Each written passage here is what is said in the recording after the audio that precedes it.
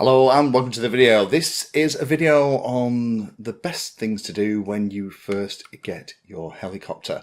Now this is an M2 helicopter, this is an OMP helicopter. This one has been supplied by Scotia RC. I'll put a link down below, go and check them out. They have a full range of OMP hobby products, helicopters, spares. They even stock some of the VTOL stuff as well. So a big thank you to Steve for sending this through. But one of the questions that I've had is about what do you do when you first get it? And that's a great question, but also it's a chance for me to make a video to also talk about the parts that are most commonly damaged in the event that you have a crash. Helicopters tend to have much more spectacular crashes and bad landings than multi-rotors do, and it pays to check the entire model over. But some parts of a helicopter are much more prone to damage in the event of a hard landing than others. So let me go onto the bench and show you some of the tips and tricks on what I do when I get a new heli and run through some of those components. Now, it's very tempting when you get your new helicopter to want to just start playing with it and getting all the pieces out. However, step one, and I know this is really boring, I would go to the website, go to Scotia RC, get hold of the latest manuals and download them and have a look. Reading through the manuals is really instructive and helps you figure out how this flying machine goes together and all the things that you need to do. Once you have had a look at the manual, and the great thing is you can download, read that while you're waiting for the little monster to arrive. Once it is here, there are a number of checks that I would do once it's actually in your hands. These are the same checks that I would do after and before a flight, but very much if you have had a crash and you've replaced any parts, because it's easy with a helicopter for there to be damage in places that you haven't spotted and that you think you've replaced all the damaged components. You take it out, you try and fly it again, and it results in disaster.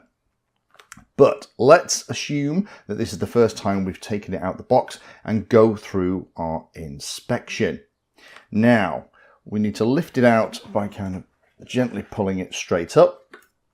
Let's get rid of the box for now because we don't need that. First thing we need to do is to go and check that nothing is broken. I would gently remove the canopy that is just held on the back here by these two pieces. If you pop those off by the side, then the canopy itself will just slide forward and come off. Make sure the canopy isn't cracked, that it's all in one piece. If you're getting it from someone like Scotia RC, I wouldn't be too worried about this, but you never know if things can occasionally get damaged in transport. Check that all the plastic links in the head are not broken. These are one of the places that are very prone to damage in the event of a crash. A little hairline crack can happen here. If one of these linkages lets go, then you're going to crash. There's no other way around it. Check all of the pieces are good. Make sure the blades aren't nicked or broken or cracked. Remember to check the tail blade as well. This is quite a flimsy plastic prop, and in the event of a crash it can be damaged. Make sure that none of the carbon fibre is cracked and that everything is nice and solid.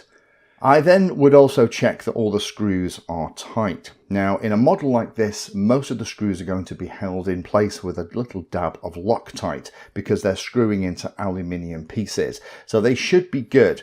But I would check and go around each and every screw just to make sure that nothing is loose. Things can come loose in transport. You need to just double check all that stuff. Make sure things like the shaft isn't loose in the motor, stuff like that. Just go through it piece by piece. The more familiar you are with how the helicopter comes out of the box, the better the chance that you're going to get to be able to put it back together in the same situation if you have a disaster and you have a crash. Now, as well as checking that the blades aren't cracked or broken, and again, these are one of the most common things that you're going to have in a crash. If the blade strikes anything, you're going to damage the ends and potentially put cracks and stresses in the blades, and if either of these blades lets go, then you know what, it's going to crash. So as well with the plastic linkages in the head, the blades are one of the things that need a good check if you've had a little accident. Do check that the blades are not too tight as well. Now there's a whole raft of bearings and everything that go through the middle that allow these blades to rotate, but the big thing that I would check is the amount of effort it takes to move the blade in the actual blade grip itself. My rule of thumb is that if I hold it vertically and gave it a good shake, the blades are going to fall down. That's about where you want it. You don't want it so that it's really nipped up, so it's really hard, because the blades will find their own position through centrifugal force, and you don't want it super loose so they can actually flop in the blade grips. The blade grips are designed to flex a little bit, and that's absolutely fine. They're little rubber dampers, and that's designed to absorb some of the vibration that you get in flight. That's perfectly normal. Other thing I would do is check the main shaft is straight. This is one of the things that in a really bad crash you can bend. Now the main shaft, there is a spare that comes in the box, but it goes through the motor, up through a guide, through a couple of bearings and a retaining collet into the actual head itself. Now the way to check this is if you spin the blades, the little button at the top should stay in one position. It shouldn't wander about, and this one isn't. So I know my main shaft is okay, and that's the way it should be. Something to check after a crash, because that main shaft, although it's quite a big chunky piece of metal, the amount of energy that's involved with a helicopter crash can easily bend it. And if it's bent, the thing will shake like crazy when you try and spin it up. And also make sure that while you've got it and you're inspecting it, make sure that all the parts you thought you were getting with the model are in the box. And if anything is missing, let the manufacturer or the reseller that you've bought it from, or Steve up at Scotia RC, if you've got yours from him, let him know that something is missing and he'll take care of you. The other thing we need to do is make sure that you can get the battery in and out easily. Now the way it works is with the canopy on, you should be able to lift it from the head button, and it should hang exactly vertically. The center of gravity should be right through the middle of that main shaft that goes from the motor up into the head. If it isn't, then it possibly means that something like the tail boom isn't installed all the way in, or you're using a battery of the wrong weight. But that should be the way it works. In terms of getting the battery out, there's this little clip here. It's actually a little aluminium clip screwed into the carbon fiber, and you just have to lift it very slightly. Let me put this on the bench so I don't do this. Lift it very slightly with a fingernail, and the battery will slide out. Now, you may need, on a couple of these, I've heard of these clips being particularly stiff. If it is, you can just take the file to this little plate here, just take a little bit of material off and it'll be a lot easier. It shouldn't be too tricky to lift up. If it's really tricky, then just get a flat bladed screwdriver or something under there and gently prise it up. Don't go mad, because you will snap the little bit of carbon fiber that it's connected to, and then you'll have to get a new side piece for the frame. And the thing should go back in and snick and click, and that is the battery installed.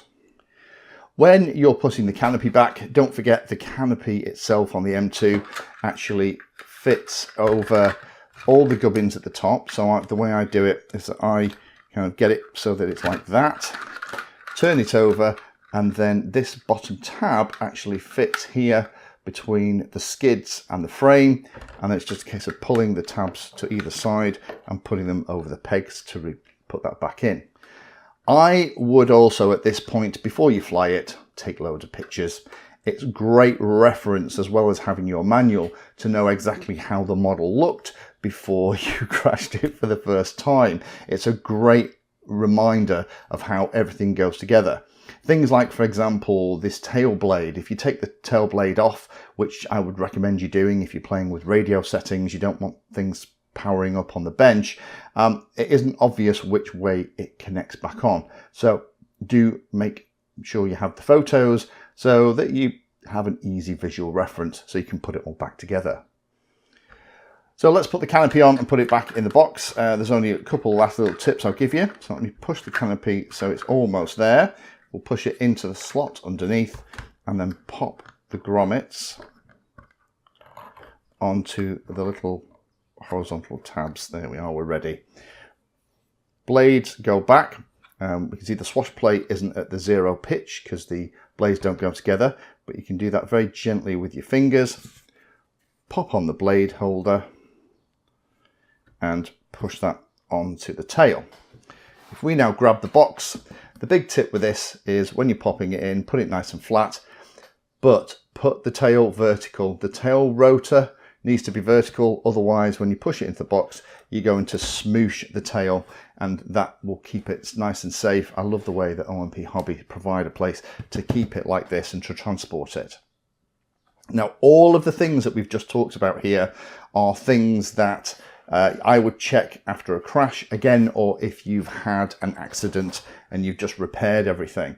The things that are most commonly going to be damaged and things that you need to check after you've had a crash, but also worthwhile checking regularly as a pre-flight check, are loose screws, hairline cracks in any part of the frame or in the blades, or particularly in any of the plastic parts in the head.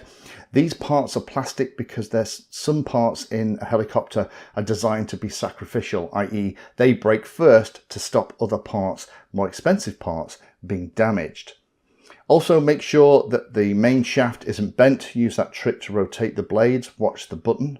And the other thing then is the feathering shaft isn't bent. The feathering shaft is a small shaft that goes through this, and in a nasty crash where when the blade strikes the ground and the blade is shattered, you'll probably find that the feathering shaft is damaged. The easy way to check that is take the blades out of each end, pop a hex driver onto the screw on one side and just turn that screw and watch the blade grip on the other side to make sure it rotates and stays true. If it kind of wobbles around, it probably means the feathering shaft is bent and needs replacing.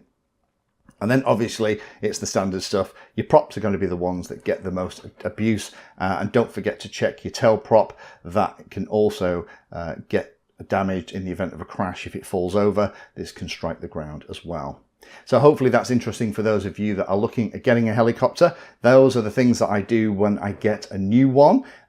Taking pictures is probably one of the most useful things you can do, but also it'll help you if you have a crash on the most common things to look at and check.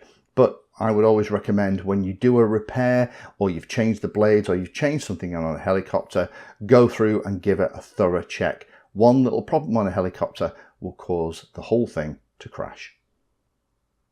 Thank you for spending your time today watching that video. You can find me in all the usual places on social media, and if you're trying to learn about a subject, then check out the playlist. All of my videos are organized into easy to follow playlists that if you're trying to learn a topic will take you from the basics right the way through to some pretty advanced stuff.